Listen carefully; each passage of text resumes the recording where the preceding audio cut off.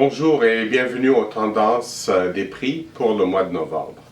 On va commencer par le soya. Le marché mondial du soya est toujours régi par la guerre commerciale entre les États-Unis et la Chine et le tarif de 25% mis par les Chinois sur les importations américaines de soya depuis le 6 juillet.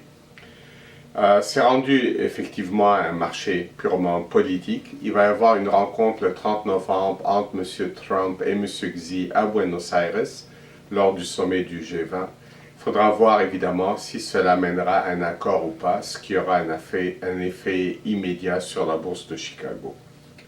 Entre-temps, les exportations américaines de soya accusent un net retard de 32% par rapport à l'an passé en raison de la perte du marché chinois.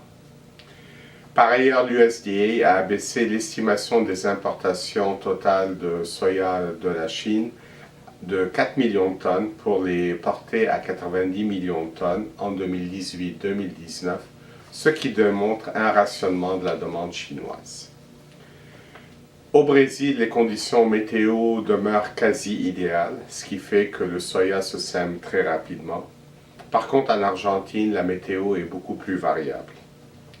Aux États-Unis, la trituration de soya continue de battre record après record à chaque mois en raison des marges de profit très élevées de l'industrie. Il faut aussi noter que l'USDA a abaissé le rendement estimé du soya américain de 53,1 à 52,1 boisseaux de l'acre. Mais malgré la baisse de production de 90 millions de boisseaux, les stocks ont encore augmenté en 2019 pour atteindre 955 millions de boisseaux contre 438 millions de boisseaux en 2018. La raison étant évidemment la baisse des exportations américaines qui maintenant sont établies à 1900 millions de boisseaux, soit une baisse de 10,8% par rapport à l'an passé. Passons maintenant au maïs. Pour le deuxième mois d'affilée, l'USDA a baissé le rendement estimé du maïs américain de 180,7 boisseaux de l'acre à 178,9 boisseaux de l'acre, ce qui fait que la production a perdu 152 millions de boisseaux pour la porter à 14,63 milliards de boisseaux, soit un niveau très similaire à celui de 2017.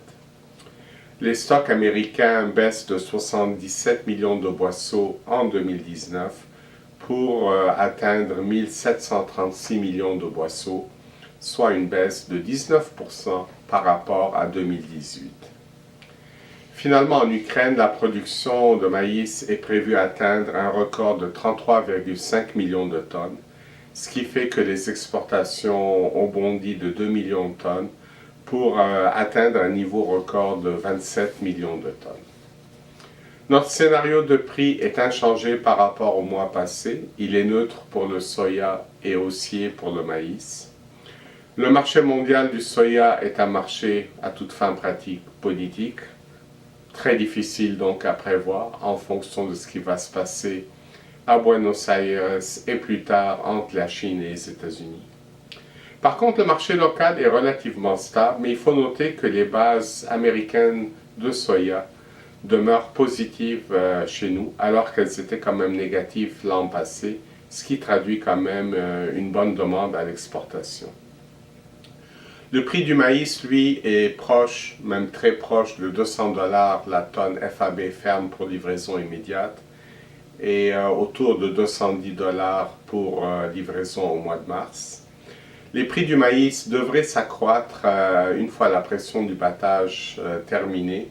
En effet, la demande à l'exportation devrait être très ferme suite à une mauvaise récolte sud-américaine de maïs, mais aussi à cause des problèmes de qualité en Ontario. Il faut se rappeler que l'Ontario souffre de teneurs très élevées en mycotoxines dans plusieurs régions de la province. Voici ce qui conclut notre rapport pour le mois de novembre. Au plaisir de vous retrouver la prochaine fois. Merci.